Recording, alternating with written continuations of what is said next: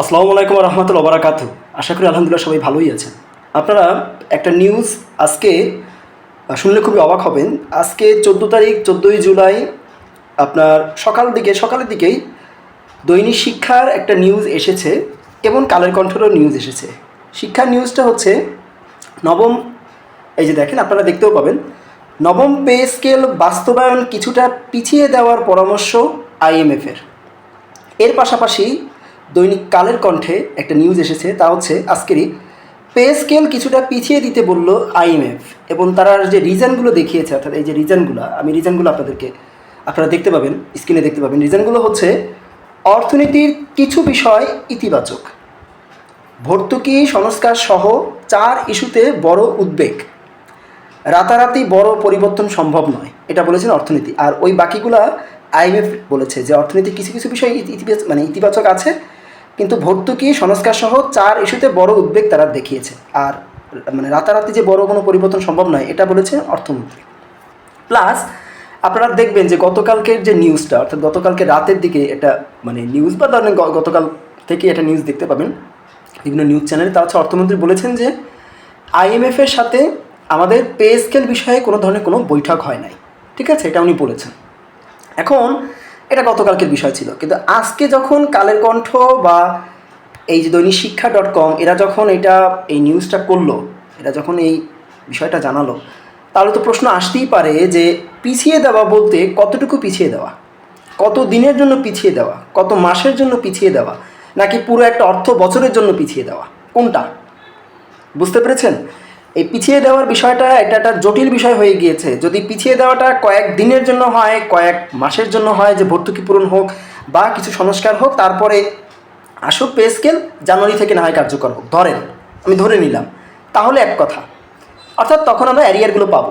কিন্তু যদি এটা পুরোপুরি এই অর্থ বছরেই বাস্তবায়ন না করে যদি পরবর্তী অর্থ বছর থেকে এক ধাপে বাস্তবায়ন হবে, এই সিস্টেমে যদি পিছিয়ে দেওয়ার কথা হয় এই পে স্কেল, তাহলে তো ভাই আমও গেল সালাও গেল। আগেও কিন্তু বলেছি আমি এই কথা। তাহলে তো আমাদের ওই শাকসবজি যেগুলো আছে আর কি, বাজারে যেগুলো কিনতে পাওয়া যায়, মূলা, গাজর, পটল, এগুলো খেয়ে খেয়ে আমাদের পটল তুলতে হবে। বুঝতে পেরেছেন? তা আমার কথা হচ্ছে, অর্থমন্ত্রী সাহেব বলেছেন যে কোনো বৈঠক হয়নি। নিউজ পেপার আবার আজকে বলতেছে যে পিছিয়ে দিতে বলল আইএমএফ। এখনও অর্থমন্ত্রীর কাছ থেকে কোনো ধরনের কোনো বিবৃতি আমরা পাইনি। তো আশা করি মাননীয় অর্থমন্ত্রী বিষয়টাকে ক্লিয়ার করবেন, যেটা হওয়া উচিত সেটাই তিনি বলবেন।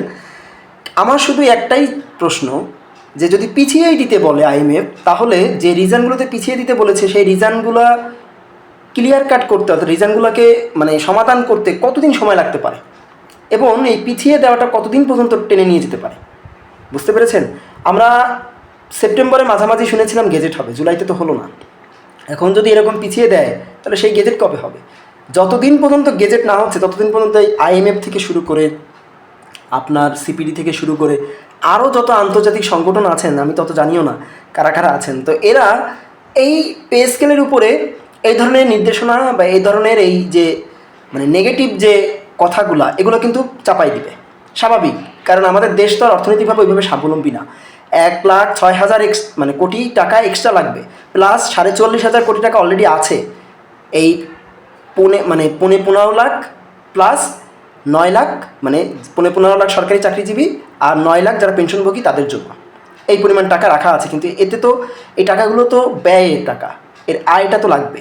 সেই আয়টা কোথা থেকে আসবে এরকম রিজন দেখিয়ে, প্লাস রাজস্ব নীতির যে বর্তমানে অবস্থা, এটা বিভিন্ন সংগঠন কিন্তু এরকম বলতেই থাকবে। তাই সরকার যদি সরাসরি একটা কঠোর পদক্ষেপ নেয় যে আমরা যদি দিতে চাই তাহলে আমরা অবশ্যই দিব, আমরা এর ব্যবস্থা করব, যে এগুলো কী করে সমাধান করে, এগুলো সংস্কার করে আমরা এই ব্যবস্থা করে নেব ইনশাল্লাহ। তাহলে আমার মনে হয় না যে আর কোনো আইএমএফ থেকে শুরু করে, সিপিডি থেকে শুরু করে কোনো ধরনের কোনো সংগঠন আমাদের এই পে স্কেলের গেজেট হওয়াটাকে মহান আল্লাহর ইচ্ছায় আটকাতে পারে। এটা আমি অন্তত এইটুকুই বিশ্বাস করি। তো আপনারা আপনাদের জায়গা থেকে বলবেন আসলে কি এখন হতে যাচ্ছে, এরকম যদি হয় তাহলে আসলে কি হবে, আমাদের আদৌ আমরা কিছু পাবো কি না। আশা করি আপনারা আমাকে একটা সিদ্ধান্ত দেবেন আপনাদের জায়গা থেকে। আমারও একটু জানা বোঝার দরকার আছে, ঠিক আছে? যেহেতু আমি এই জিনিসগুলো নিয়ে তালতালনা করি, দেখি, নিউজগুলো বুঝি, কথা বলি, দেখি আসলে কি হয়। ভালো থাকবেন। আজকের মতো এখানেই বিদায় নিচ্ছি। একরকম সংশয় নিয়েই পে স্কেলের গেজেট কবে হবে বা না হবে, বা পে স্কেল আদৌ এই বছরে বা এই অর্থ বছরে হবে কিনা, বা আদৌ পে স্কেল নবম হবে কিনা, তা নিয়ে এক ধরনের সংশয় রেখেই আমি আমার ভিডিও থেকে বিদায় নিচ্ছি। ও আরেকটা কথা, অনেকে বলতেছেন, অনেক আশাবাদী মানুষও আছেন, আশাবাদী হওয়া ভালো, বলতেছেন যে এই IMF আসছে খতিয়ে দেখার জন্য, জাস্ট খতিয়ে দেখে চলে যাবে, যে তারা আসলে এই জায়গায় পে স্কেলের মতন হয়ে যাবে, এটা নিয়ে কোনো সমস্যা নেই, IMF আসুক বা JCPD হোক বা যেটাই হোক, কোনো সমস্যা নেই। আমার কথা হচ্ছে, দেখবেন আপনি যখন আপনি কাউকে কিছু দিতে চান মন খুলে, তখন কিন্তু মানে আপনি দিয়েই দেন, এর পিছনে আর আপনি কারণ খুঁজতে চান না যে ওকে দেওয়া উচিত বা উচিত না।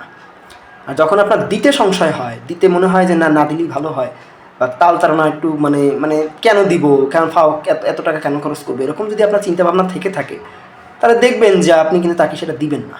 সেটা আপনি নানা ধরনের রিজন দেখিয়ে, ভ্যালিড হোক আর ইনভ্যালিড হোক, আপনি সেটাকে পিছাতেই থাকবেন। তো এরকম যদি হয়, তাহলে ওই আশাবাদী মানুষগুলোর কাছে আমার প্রশ্ন, বাস্তবতা আর আশাবাদ দুইটা কিন্তু সম্পূর্ণ আলাদা বিষয়।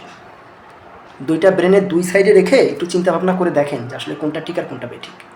বুঝছেন? ভালো থাকবেন। আল্লাহ হাফেজ। আসসালামু আলাইকুম ওয়া রাহমাতুল্লাহি ওয়া বারাকাতুহু।